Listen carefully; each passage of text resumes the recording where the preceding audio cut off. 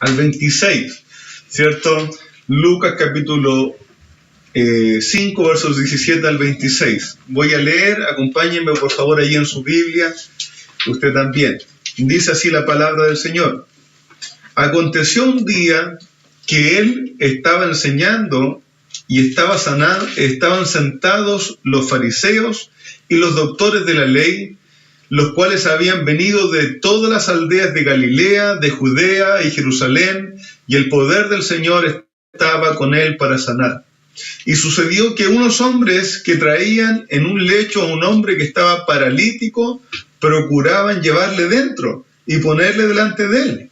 Pero no hallando cómo hacerlo a causa de la multitud, subieron encima de la casa y por el tejado le bajaron con el lecho, poniéndole en medio delante de Jesús.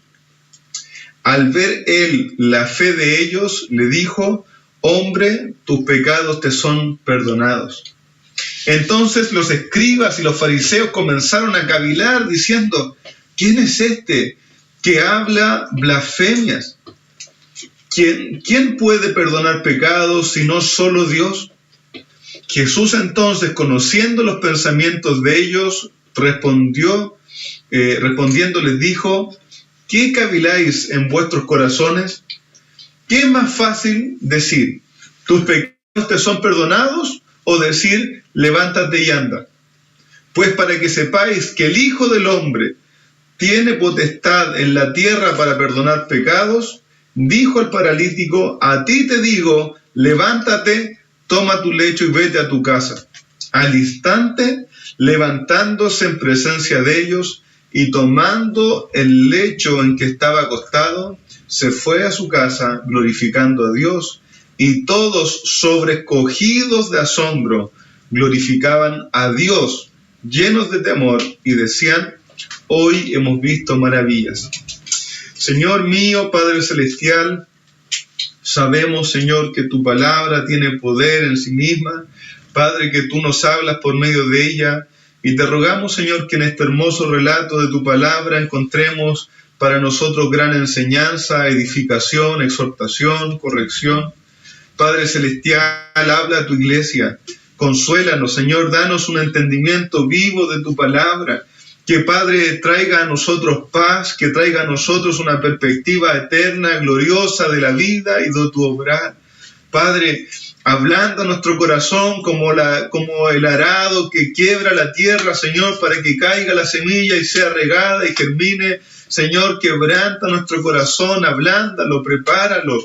Padre Celestial, quita toda maleza que crezca en nosotros, pensamientos distractivos, preocupaciones, Señor, pasajeras, incomodidades. Señor, límpianos y prepara nuestro corazón como la buena tierra, para que tu palabra, cayendo en ella, dé fruto. Señor, ayúdanos, Señor, líbranos de ser tierra, Señor, que la semilla es plantada y regada y no da fruto. Señor, ayúdanos, obra tú poderosamente, para que esta palabra dé sus frutos en paz, en gozo, en paciencia, Señor, en confianza, en honor a ti. Te rogamos tu dirección en el nombre de Cristo. Amén. Bien, amados hermanos, dice Lucas, ¿cierto? Nuevamente en su relato, aconteció un día, ¿cierto?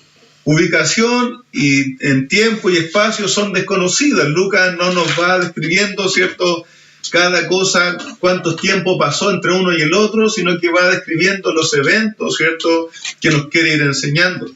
Este es el tercer encuentro que vemos, ¿cierto?, en el capítulo número 5.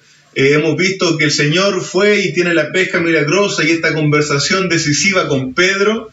Al principio, ¿cierto? Luego vimos el Señor Jesús y el leproso la semana pasada. Hoy estamos viendo, ¿cierto?, el Señor Jesús y el paralítico que es, ¿cierto?, bajado desde el techo.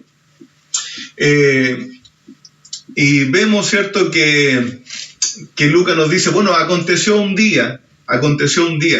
Este relato también usted lo puede encontrar en Marcos capítulo 2 y en Mateo capítulo 9, ¿cierto? En los 3 evangelios está relatado el mismo evento. Y Marcos nos va a dar un poquito más de información. Dice que el Señor Jesús había vuelto a Capernaum, ¿cierto? Recuerda la semana pasada con el leproso, dice que estaba en una de las ciudades de Galilea, en una de las ciudades de alrededor.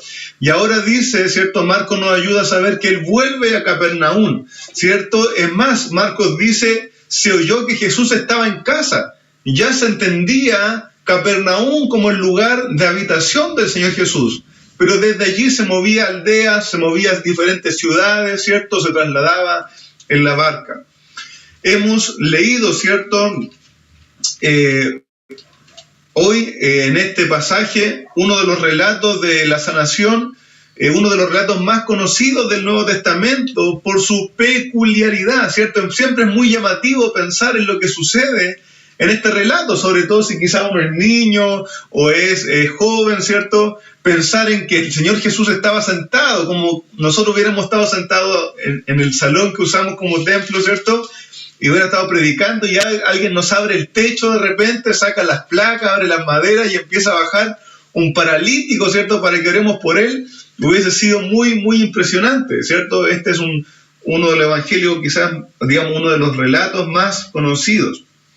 Pero, amado hermano, quisiera rogarle, ¿cierto?, que no te distrajeras por creer que ya conoces este pasaje y sus aplicaciones, sino que puedas estar atento a lo que el Señor hoy también puede hablar en su palabra a tu vida y a la mía.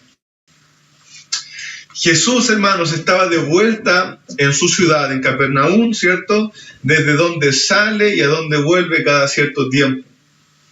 Y la multitud ya lo sabe, ¿cierto? Se había agolpado en la casa donde estaba el Señor Jesús, ¿cierto? Se había llenado. Otro de los evangelios dice que no había lugar ni siquiera en la puerta para estar parado y escuchar al Señor, ¿cierto? Y dice que el Señor Jesús allí estaba enseñando la palabra. Unos estaban ahí para oír la palabra de Dios, otros estaban sentados, ¿cierto? Quizás esperando ser sanados, y otros, como hemos leído en el pasaje, buscaban cómo acusar y difamar a Jesús. Nuestro texto dice, y estaban sentados los fariseos y doctores de la ley, los cuales habían venido de todas las aldeas de Galilea y Judea y Jerusalén, y el poder del Señor estaba con él para sanar. No nos confundamos, queridos hermanos, aunque si bien habían fariseos de sincero corazón que devotamente se querían rendir al Señor, muy probablemente, así como ahora, vamos a ver siempre que aparecen como en comitivas, enviados para escuchar, a ver si había algo por lo cual acusar al Señor Jesús. Y lo vamos a ver al final del pasaje, porque cuando el Señor Jesús dice, tus pecados son perdonados, ellos inmediatamente empiezan a pensar, bueno, dijo una blasfemia. ¿Quién es? Si solamente Dios puede perdonar pecado, entonces está blasfemando. Entonces, estos fariseos y doctores de la ley venían para encontrar algo en lo cual acusar al Señor Jesús. Esta es la primera mención de los fariseos en el Evangelio de Lucas, así que vamos a hacer una pequeña explicación de quiénes son los fariseos para que pueda relacionarse con la idea. Los fariseos eran judíos, eran un grupo judío, ¿cierto?, no muy grande, ¿cierto? Quizás dentro de toda la nación, algunos hermanos dicen que habían 5.000, 6.000 fariseos, eran judíos pero que eran separatistas. Ellos se comprometían estrictamente, al hacerse un fariseo, te comprometías estrictamente a cumplir la ley, y no solo la ley, sino que las enseñanzas que la tradición había sumado a la ley. Eran rígidos, cumpliendo todo ritual, ¿cierto? Tanto que se apartaban en su vida diaria, se apartaban de los gentiles por no ser judíos, se apartaban de los publicanos por ser judíos que trabajaban para los gentiles. El publicano cobraba impuestos a los judíos de parte del Imperio Romano, ¿cierto? Y aún los fariseos se apartaban o miraban en menos a los judíos comunes y corrientes, ¿cierto?, que no eran estrictos conocedores y guardadores de la ley como ellos, ¿cierto? Eran un grupo separatista. Y los doctores de la ley mencionados aquí eran los que también se les llama escribas, que eran hombres que estudiaban, que enseñaban, interpretaban y transmitían la ley, ¿cierto? Ellos se ocupaban de conocer, de estudiar, de transmitir. Quizás algunos estaban involucrados incluso en la transcripción, ¿cierto?, de la ley, y eran muy, muy celosos de la ley y de todo lo que se hablara, ¿cierto?, fuera conforme a la ley, pero también en contra de la tradición, y también eran muy, muy celosos de su propia fama y de su propio estatus como escribas. Estos hombres pensaban de sí mismos ser maestros y guardianes de la ley, y estaban allí mientras el Señor Jesús enseñaba. Lucas nos da la idea de cuán grande ya estaba siendo la preocupación que estaban teniendo estos grupos a causa de Jesús, ¿cierto? Pues nos dice que habían venido de las aldeas de Galilea y de Judea y de Jerusalén. Es interesante cómo Lucas siempre va a hacer esto, va a ir abriendo el círculo, ¿cierto? El Señor Jesús está en Nazaret, después en Galilea y después, ¿cierto?, por las ciudades alrededor. Ahora nos dice que estos fariseos y escribas que habían venido de toda Galilea, de Judea, incluso de Jerusalén. Pero también la palabra de Dios nos dice que aun cuando muchos se habían juntado para examinar al Señor y hacerlo caer, dice la palabra de Dios que el poder del Señor, el poder de Dios estaba sobre Jesús para sanar. Y aquí, interesante para ligarlo con lo de la semana pasada, se recuerdan que Pedro, la primera semana del capítulo 5, Pedro, cuando va a salir a pescar, le dice al Señor: bueno, maestro, en tu nombre, en tu palabra echaremos las redes, ¿cierto? Maestro, en tu nombre echaremos las redes. Y cuando el Señor Jesús hace el milagro de poner, ¿cierto?, hacer que las redes se llenen, Pedro le dice al Señor: Señor, ¿cierto? Señor, le habla como Señor, como curios.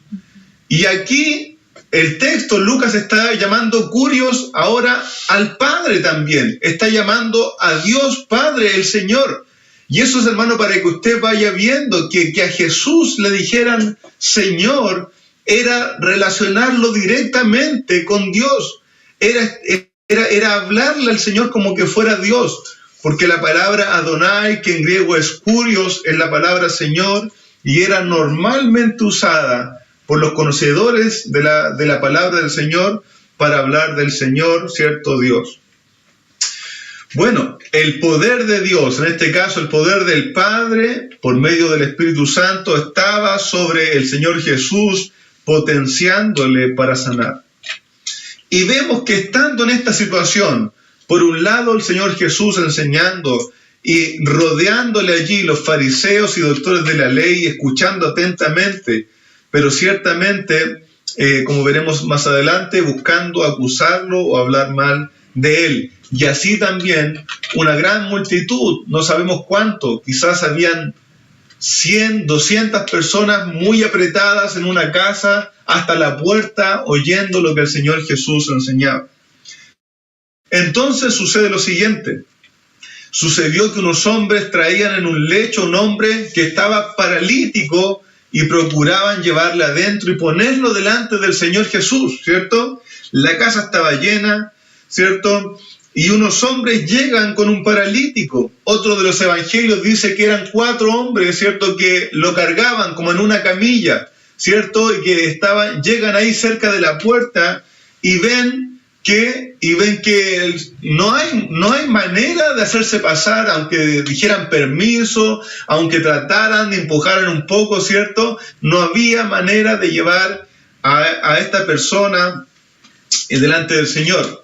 De aquí en adelante, hermanos amados, yo voy a hablar de estos hombres como los amigos del paralítico, aunque la Biblia no nos dice exactamente o literalmente que eran sus amigos. Sí sabemos que eran hombres que estaban buscando el bien del paralítico, ¿cierto? Probablemente no eran trabajadores pagados, ni habían sido enviados con una misión, sino que eran hombres que creían fielmente que Dios podía ayudar a la persona que ellos llevaban, ¿cierto?, con una enfermedad.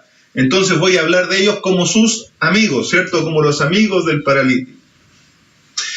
No sabemos si el hombre con parálisis era era paralítico de nacimiento o había llegado a esta condición por algún accidente, por alguna consecuencia de enfermedad.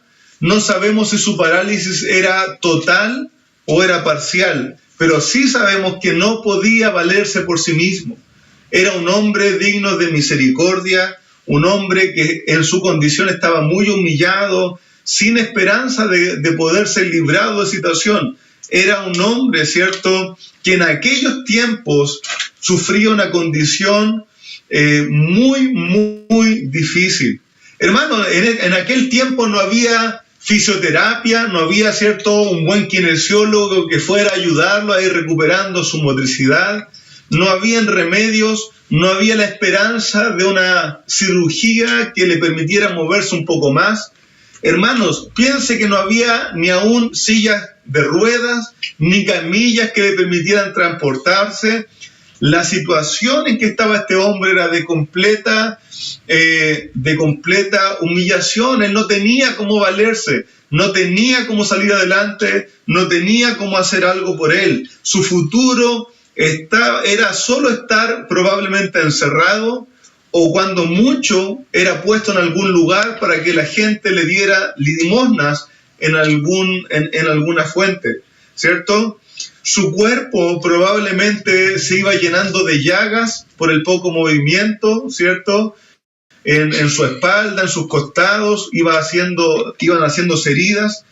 Él necesitaba que lo vistieran, que lo lavaran, que lo alimentaran, que lo movieran cada cierto día, ¿cierto? No existía ninguna ayuda para sacarlo de su condición. Era una persona digna de misericordia, digna de conmiseración. Era una persona que estaba realmente en una situación muy penosa, muy triste y sin ninguna esperanza de cambiar su situación. Pero, amado hermano, el Señor le brindó a este paralítico, aún antes que su perdón y su sanidad, le dio algo que puede valer más que muchos tesoros y puede valer más que muchas riquezas. Y en esto es una observación del texto nada más, pero quisiera que lo tomara en cuenta. El Señor le brindó a este hombre amigos o compañeros que querían su bien, hombres que querían que él fuera sanado, hombres que querían llevarlo delante de Dios, hombres que querían su recuperación.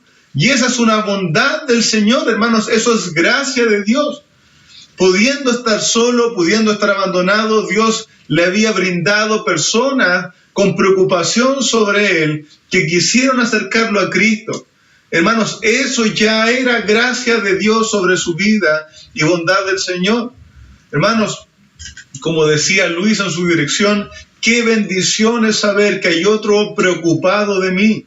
Qué bendición es saber que hay otro que está sosteniéndome. Qué bendición fue para Moisés los dos que sostuvieron sus brazos mientras él oraba, ¿cierto? Y que después pusieron una piedra donde él pudiera sentarse. Qué bendición son los compañeros. El Señor Jesús mismo, cuando se apartó a orar ya en su noche de más aflicción, no se fue absolutamente solo. Llevó con él 2 de sus discípulos que le acompañaran, que estuvieran con él, ¿cierto? 2 o 3 de sus discípulos que estuvieran cerca de él mientras él oraba un poco más lejos. Hermanos amados, no se aísle, no se quede solo. Disfrute de la gracia del Señor de tener compañeros, familiares, amigos en la fe que nos acerquen a Cristo, que nos acerquen al Señor. No es autosuficiente, ni yo tampoco. No lo somos.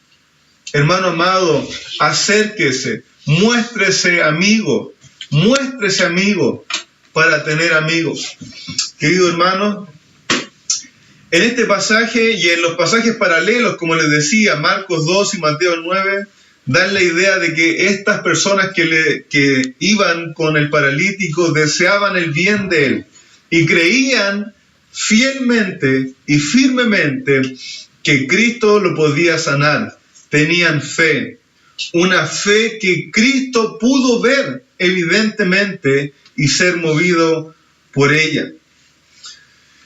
Pero estos hombres, ¿cierto?, llegan a la casa y está llena. La casa está llena, pero como ellos tenían fe en lo que Cristo podía hacer, hermanos, persistieron y buscaron la manera de que Cristo viera al hombre que traían. Hermanos, me gustó escuchar de un buen hermano predicador de este pasaje, decía, hermanos, estos hombres tenían fe, y como tenían fe, persistieron y obraron. Una de las características de la fe es la persistencia. Una característica de la fe es insistir, es permanecer, es fidelidad. Por eso la fe genuina de un creyente se evidencia en que ha continuado creyente, ha continuado creyendo, se mantiene en su fe, persiste en aferrarse al Señor. Estos hombres tenían fe, por tanto obraron. Estos hombres creían que era bueno y necesario que el paralítico estuviera delante de Cristo. Así que buscaron un plan de cómo hacerlo. No se podía entrar por la puerta, por el techo vamos a entrar, ¿cierto? El día que se abran las puertas, tenemos fe que el Señor tiene bendición en congregarnos. No podemos 50, de 5 nos congregamos y buscamos alguna manera para servir al Señor, ¿cierto? Y buscamos una manera de estar delante de Él y de avanzar en la obra. Bueno, estos hombres persistieron, ¿cierto? No había lugar en la puerta, no se desalentaron porque el Señor, ¿cierto?, no los miró al tiro cuando ellos estaban cerca, no se desalentaron porque la gente no los dejó entrar. Ellos buscaron cómo acercar a su amigo a Jesús. Y esto, amados hermanos, me hacía pensar en lo siguiente, me traía a la siguiente reflexión. Me hacía pensar a veces en aquellas personas o aquel hermano que trae a alguien a la congregación, ¿cierto?, o a esta reunión de Zoom. Y la persona invitada viene y se va, ¿cierto?, y no tuvo mucho interés, no ha conocido a Cristo aún. Entonces muchas veces me pasó preguntarles, oye hermano, ¿qué pasó con tu amigo? ¿Qué pasó con el amigo que trajiste, ¿cierto?, o con la persona que tú invitaste? Y me dicen, bueno, bien, pero no ha creído aún. Es que nadie se acercó a hablar con él. Es que en el culto nadie nos dio lugar, ¿cierto? Es que si en el culto lo hubieran saludado de adelante, o si hubiese sido más llamativo, ¿cierto? O si la música hubiese sido diferente. Y yo les digo, bueno, ¿y lo invitaste nuevamente? ¿Lo invitaste nuevamente a la iglesia? ¿Lo trajiste de nuevo? No, pero es que me da cosa porque nadie nos dio lugar, nadie le tomó atención, es que nadie le limpió la silla antes que él se sentara. Hermano, insiste en traerlo, insiste en traerlo, insiste en ponerlo delante de la palabra de Dios. ¿Por qué te rendiste con la primera oportunidad, con el primer obstáculo, por el primer culto? Insiste en traerlo delante de Dios. Insiste en traerlo ante la palabra del Señor Jesús. Trata de exponerlo el Evangelio hasta que te pida por favor que no lo hagas más o que se convierta.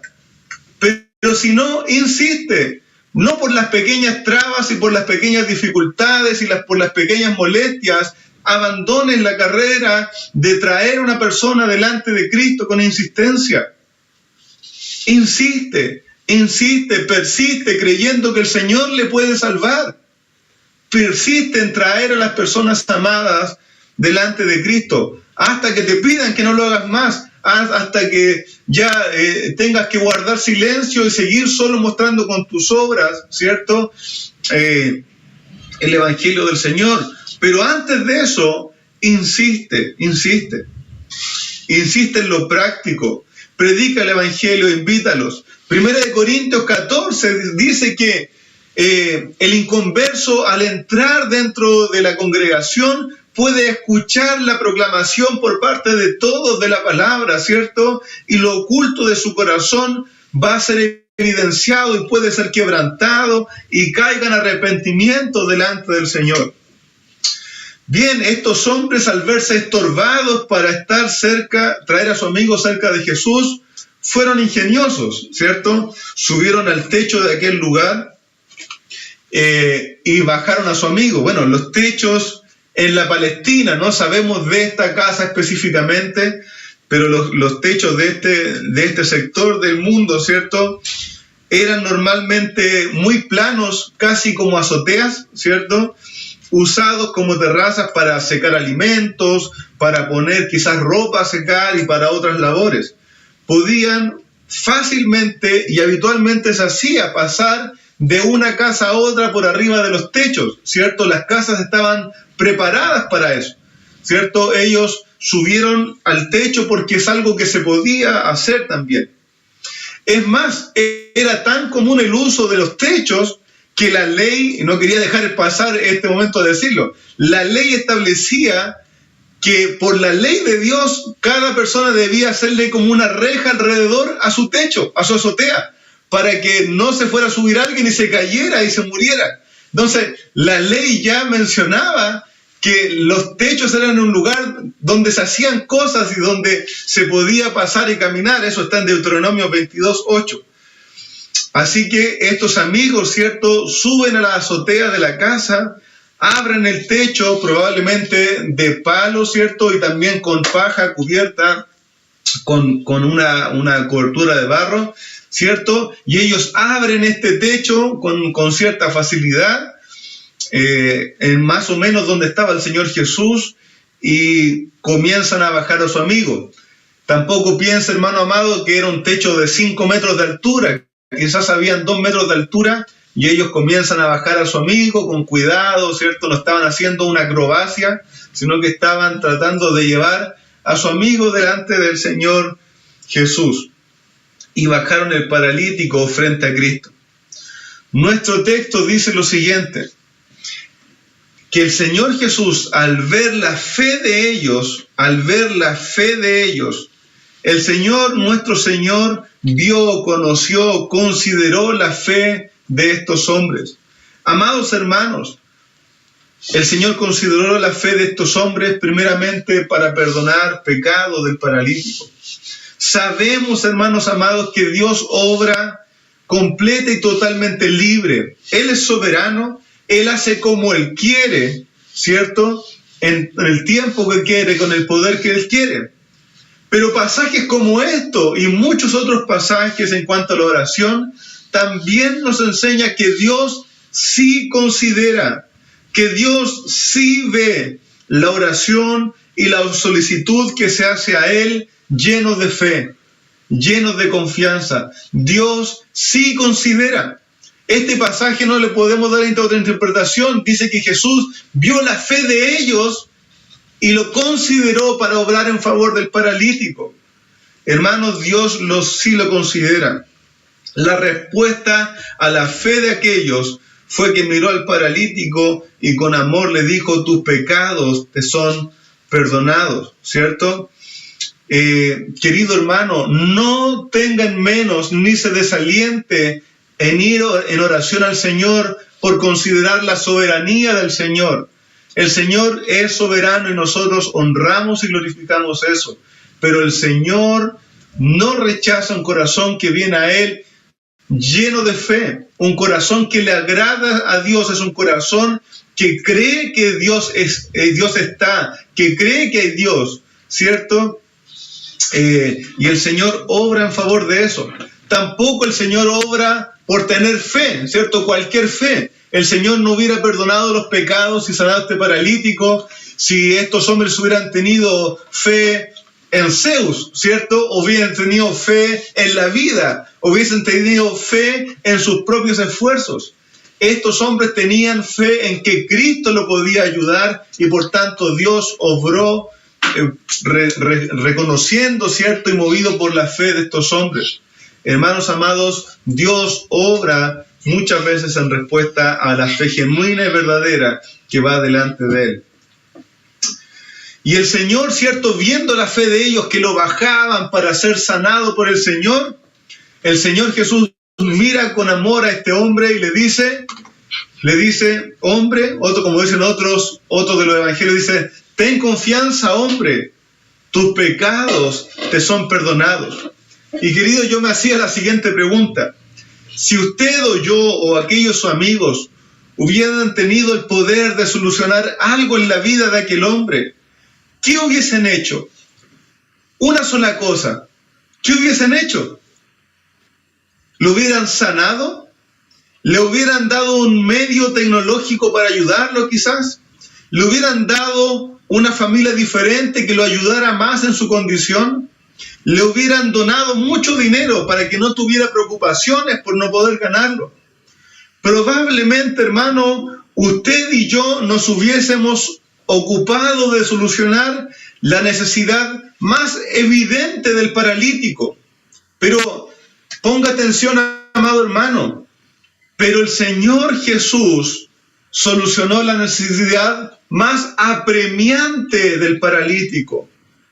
El Señor Jesús no solucionó lo más evidente, sino lo más apremiante, lo más urgente.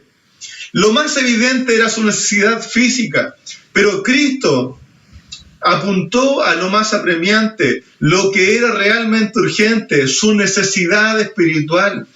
El Señor libra la carga del alma de este hombre, le da descanso eterno, le da esperanza de gloria eterna. Hermanos, el Señor está estableciendo que es más apremiante la condición espiritual que la física. Es más, según Mateo, el Señor dice al paralítico, Mateo 9, versículo 2, su segunda parte, dijo al paralítico: ten ánimo, hijo, tus pecados te son perdonados. Ten confianza, hijito, mi niño, ten confianza, cobra ánimo. Incluso puede ser, ten gozo, tus pecados te son perdonados. En aquel hombre, físicamente, aún no podía hacer más de lo que hacía hace un momento, ¿cierto? Pero porque Cristo vino a buscar y a salvar a los pecadores. Hermanos, Cristo no vino a buscar a los pobres para hacerlos más ricos económicamente. Cristo no vino a buscar a los enfermos físicamente para sanarlos a todos físicamente. Cristo no vino a libertar el pueblo de Israel de la opresión romana y hacerlos libres políticamente. Cuando Cristo vino y hasta que murió, resucitó y ascendió, los romanos seguían siendo los mismos gobernantes, ¿cierto?, sobre los judíos. Porque la libertad y la riqueza y la sanidad... Boris se prendió su micrófono. Se prendió su micrófono.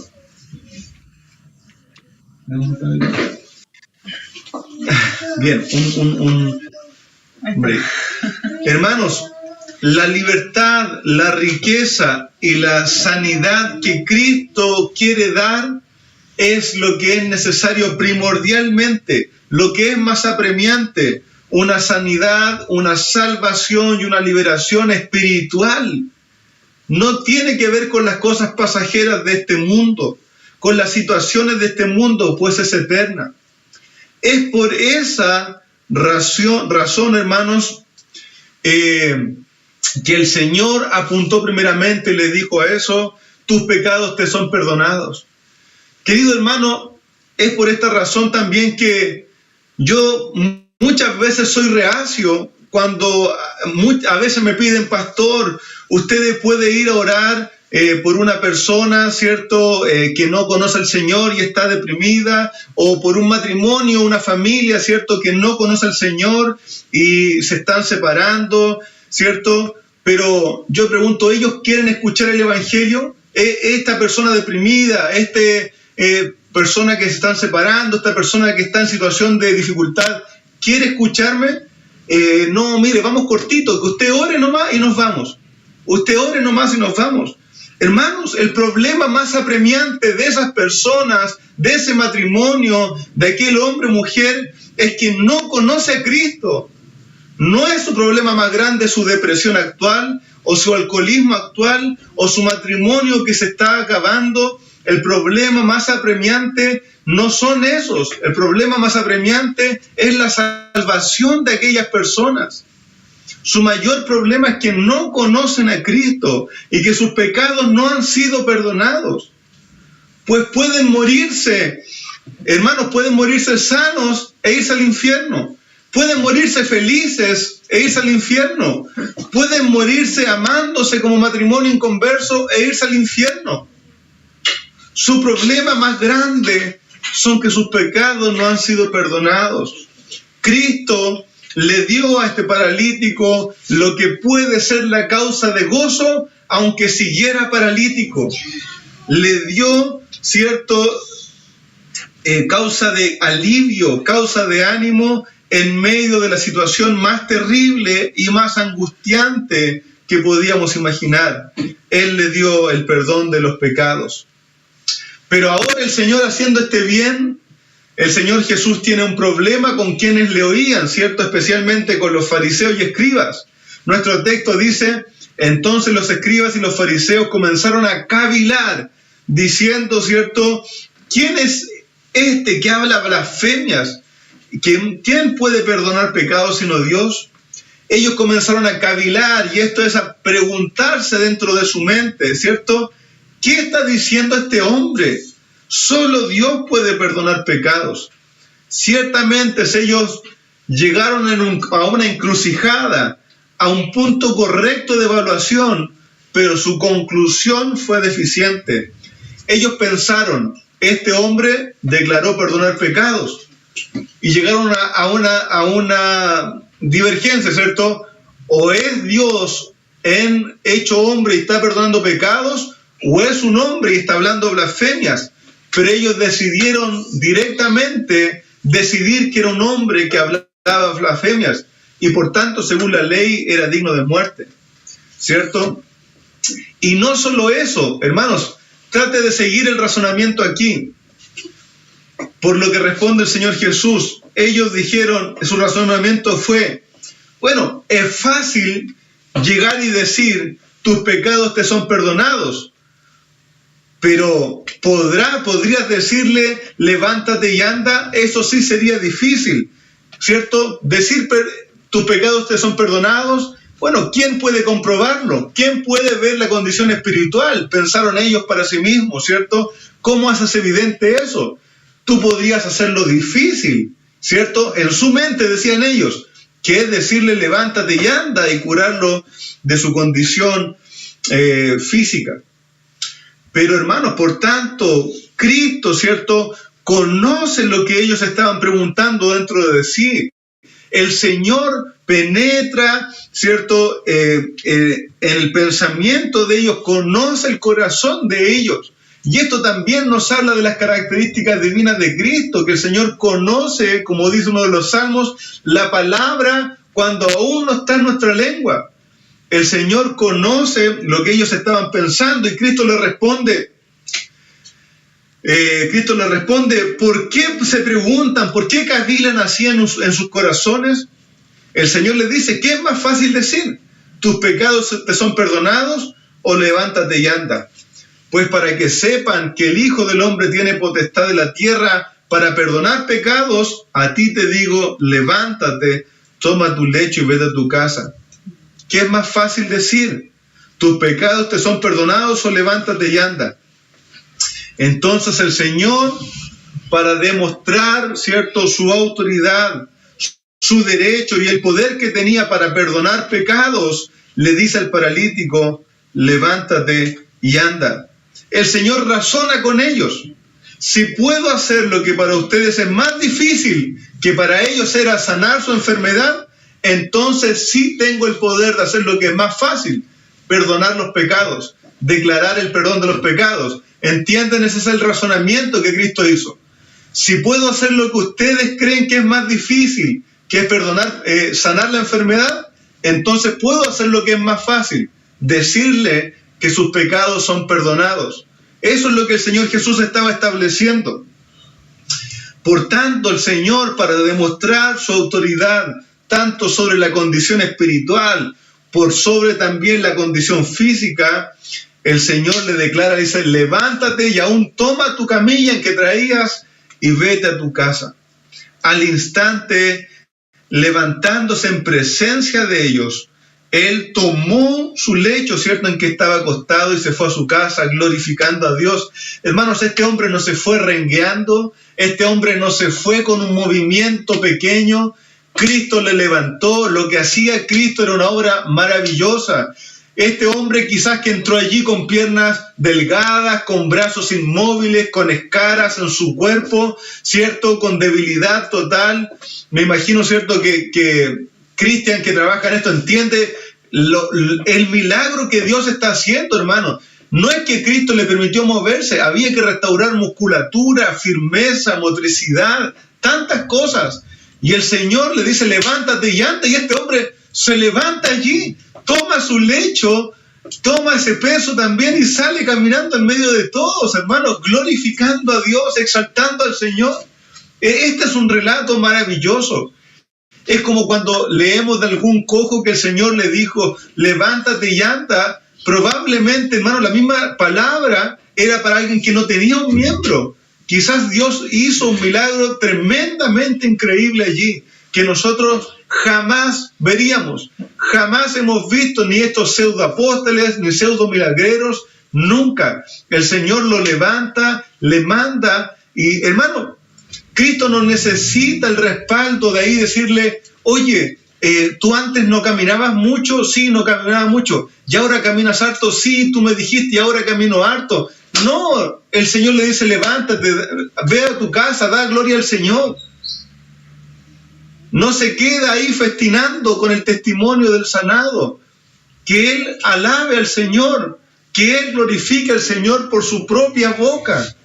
Hermano amado, el Señor le dice, levántate, vete a tu casa, y él lo hace y causa que todos queden anonadados, sobrecogidos, tremendamente asombrados, y den gloria a Dios, llenos de temor, y diciendo, hoy hemos visto maravillas.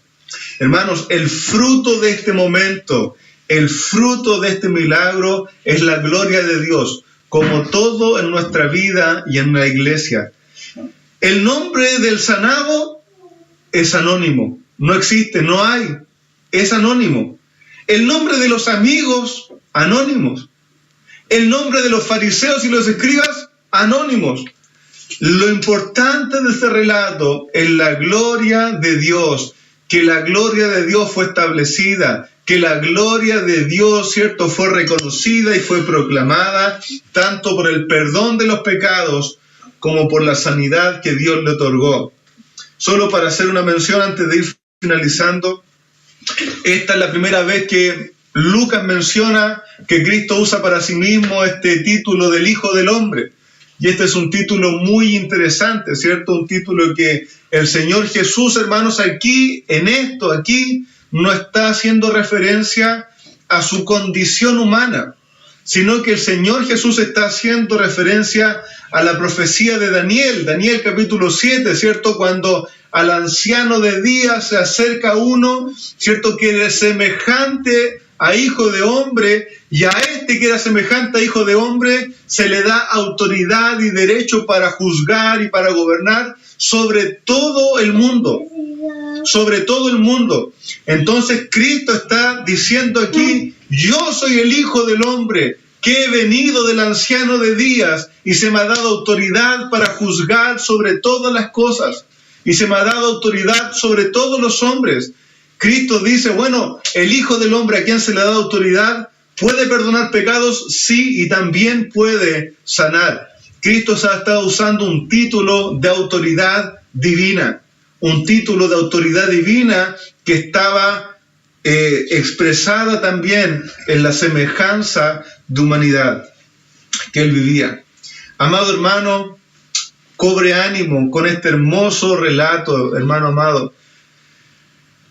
Quiera estar aquí, quiera ser usted también de los que traen delante del Señor a los que no se acercan, como decía Luis. El mundo no quiere, no espere que sus hijos, no espere que sus amigos, que sus familiares quieran venir, no quieren, no pueden, no les gusta escuchar la palabra de Dios.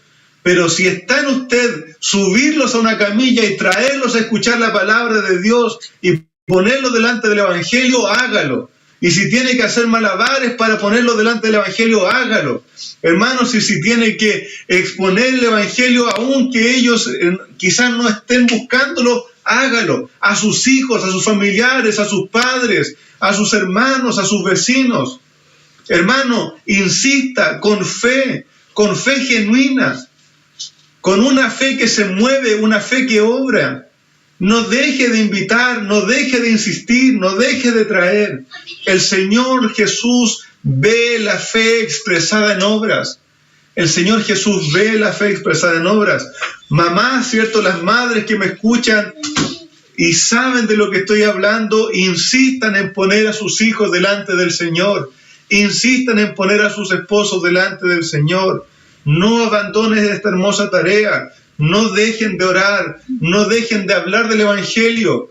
No dejen, hermanas, de orar. Y siendo jóvenes, no solo tienen que orar, háblenle del Evangelio. Hablen del Evangelio una y otra vez. Hablen del Evangelio. No solo oren. Háblenle del Evangelio. Pónganlo delante de Jesús. Pónganlo delante de Jesús. Háblenle del Evangelio. Hasta que quizás les pidan por favor que dejen de hacerlo o se vuelvan al Señor.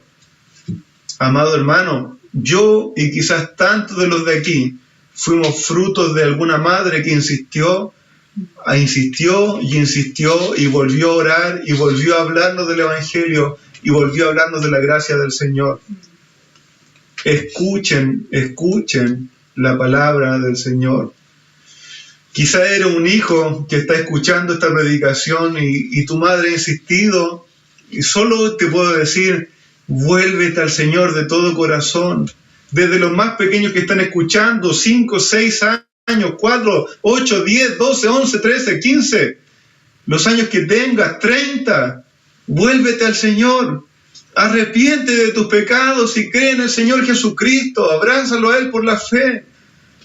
Y empieza a vivir para Él. Una fe genuina es una fe que obra, una fe que cambia, una fe que se vuelve al Señor. Tú no eres demasiado pequeño para volverte a Cristo, ni eres demasiado grande. Vuélvete a Él. Hermano amado, siga llevándolo delante del Señor. El Señor ve. El Señor Jesucristo tiene todo el poder y la autoridad para perdonar pecados y para librarnos de la condición que es más apremiante. Le pido, hermano amado, a usted también, cuando vea a su familia, cuando vea a sus amigos, cuando vea a sus conocidos en situaciones difíciles, no crea que su situación es lo más terrible que pasa en sus vidas. Lo más terrible que pasa en sus vidas es que no conozcan a Cristo. Lo más difícil que pasa en sus vidas es que aún sus pecados no han sido perdonados. No nos desviemos.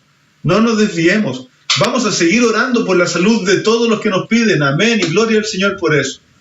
Pero necesitamos poner nuestra vista no en lo más evidente, sino en lo más apremiante.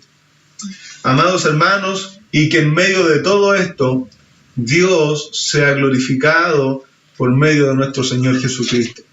Vamos a orar. Señor bendito y Padre celestial, te alabamos, bendecimos tu nombre, nos alegramos en el día de hoy por tu buena palabra, porque Señor, tú enderezas nuestros caminos, tú ordenas nuestros pensamientos. Padre, te rogamos, Señor, tener la perspectiva de Cristo, tener la visión de nuestro Señor, mirar a las personas como lo que realmente son, necesitadas del perdón de lo alto, necesitadas de salvación. Que no nos distraigamos, Señor, por las cosas externas. Padre celestial, que no nos distraigamos atendiendo cada necesidad porque son infinitas. Que ayudemos, que hagamos bien, pero que busquemos el bien mayor, el bien por aquel por el cual el Señor Jesucristo vino a morir y a resucitar. Que prediquemos el Evangelio de la salvación y el perdón de pecados que hay en Cristo Jesús.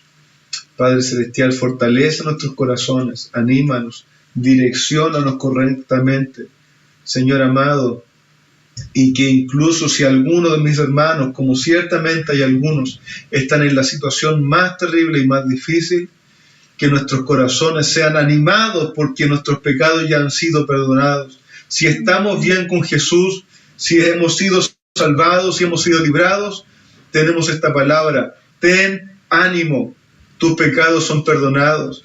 Que cuando nos encontremos en dificultad económica, en dificultad de salud, en dificultad de relaciones familiares, podamos tener ánimo y nuestro corazón se consuele y se alegre y se goce en saber que nuestros pecados o los de la persona que está en una situación difícil han sido perdonados. Te alabamos, Señor, bendecimos tu nombre, en el nombre del Señor Jesús. Amén.